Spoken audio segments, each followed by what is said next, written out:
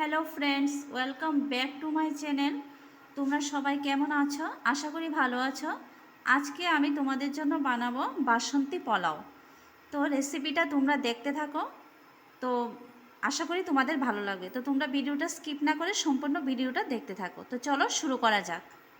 তো বন্ধুরা, বাসন্তী পোলাও বানাতে আমার লাগছে হলো গোবিন্দভোগ চাল। এটাকে আমি ভালোভাবে ধুয়ে জল ঝরিয়ে রেখে দিয়েছি। লাগছে চিনি, তেজপাতা, শুকনো লঙ্কা আর এলাচ। এখানে লাগছে গাজর কুচি, চিনেবাদাম, ভাজা চিনেবাদাম, কিশমিশ, ঘি, আর লাগছে লবণ আর হলুদ, আর লাগছে সাদা তেল। বাস এগুলো দিয়ে হয়ে যাবে আমার বাসন্তী পোলাও। তো বন্ধুরা, আমার ফ্রাই প্যানটা ভালোভাবে গরম হয়ে গেছে। এখন আমি এর মধ্যে দিয়ে দেবো সাদা তেল।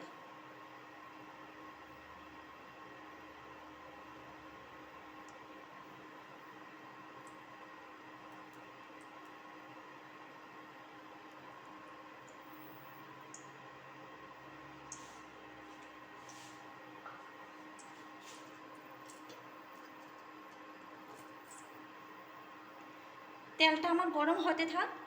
এবার আমি বন্ধুরা, এবার আমি চালটার মধ্যে একটু ঘি মাখিয়ে নেব।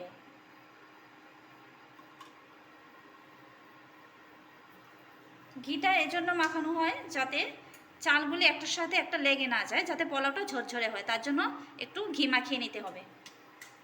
ভালোভাবে ঘিটা মিশিয়ে নিতে হবে।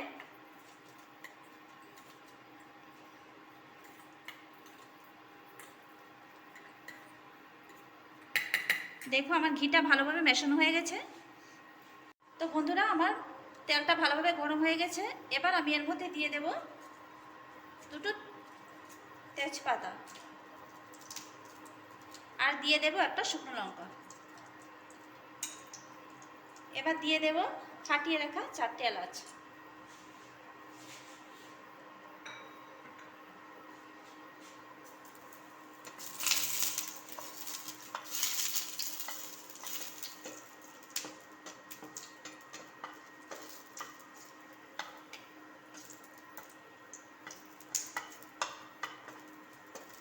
এটিকে ভালোভাবে নাড়িয়ে চাড়িয়ে নিতে হবে। তো এবার এর মধ্যে আমি দিয়ে দেব গাজর কুচি।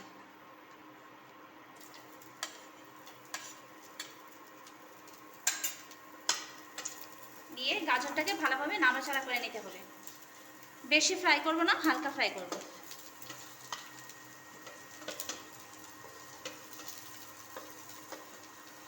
এবার আমি এর মধ্যে দিয়ে দেব কিশমিশ। এরপর দিয়ে দেব ভেজে রাখা চিনেবাদামগুলো।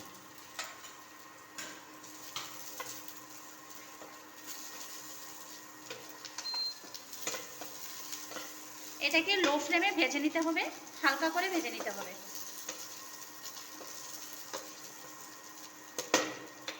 দেখো আমার হালকা করে ভাজা হয়ে গেছে।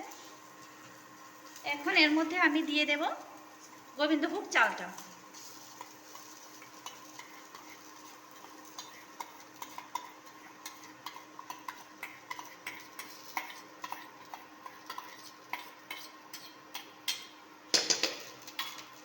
তো চালটাকে আমি ভালোভাবে নেড়ে চেড়ে এটার সাথে মিশিয়ে নেব।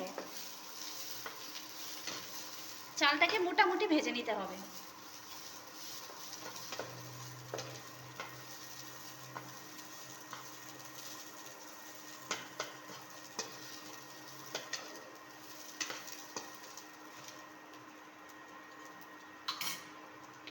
এবার এর মধ্যে আমি দিয়ে দেব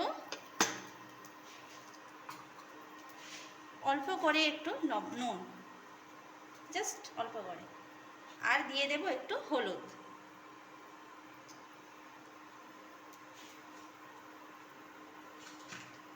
তো এটাকে আমি এবার ভালোভাবে মিক্সড করে নেব।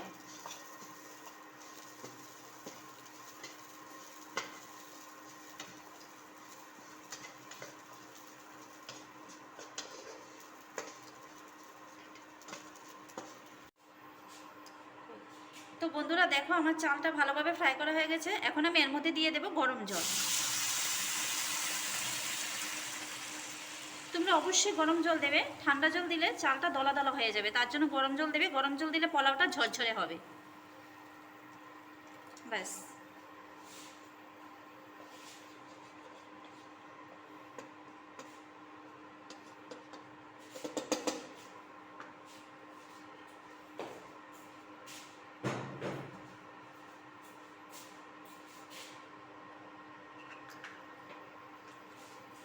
এখন আমি এর মধ্যে দিয়ে দেব লবণ, যেহেতু অল্প লবণ দিয়েছি আর একটু দেব।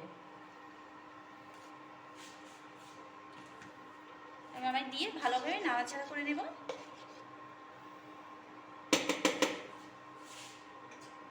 এবার এটাকে আমি 15 মিনিটের জন্য ঢাকা দিয়ে রাখবো লো মিডিয়াম আছে, এটা হতে থাক 15 মিনিটের জন্য। তো 15 মিনিট পরে আবার তোমাদের সামনে ফিরে আসছে। তো বন্ধুরা 15 মিনিট পর আমি ঢাকাটা খুললাম।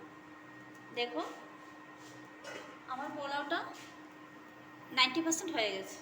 এখন আমি এর মধ্যে দিয়ে দেব সামান্য চিনি, একটু বেশি পরিমাণে দিলাম, যেহেতু পোলাও বাসন্তী পোলাও একটু মিষ্টি মিষ্টি খেতেই ভালো লাগে।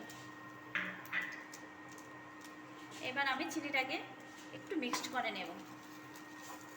বেশি নাড়াচাড়া করবে না, তাহলে চালগুলি হয়তো লেগে যাওয়ার সম্ভাবনা বেশি। নানা ঘাটার উঠো ছোটো করা দেওয়ার দরকার নেই, হালকাভাবে নেড়ে দিতে হবে। এই চিনিটাকে আমি ভালোভাবে মিশিয়ে নেব। দেখো একদম ঝরঝরে হয়েছে।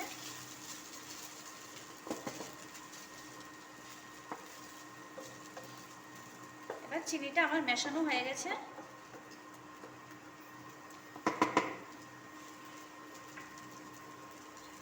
এবার আমি এর মধ্যে দিয়ে দেব ঘি।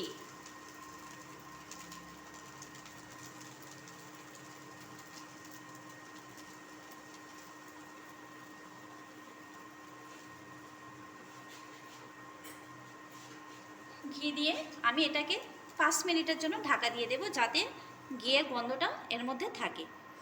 তো বন্ধুরা আমার চ্যানেলটাকে প্লিজ তোমরা সাবস্ক্রাইব করে দেবে। আমার চ্যানেলের নাম হলো মাই বেঙ্গলি সিম্পল রেসিপিস। তোমাদের সাবস্ক্রাইব আমার জন্য খুব প্রয়োজনীয়, তো প্লিজ আমার চ্যানেলটাকে একটু সাবস্ক্রাইব করে দেবে।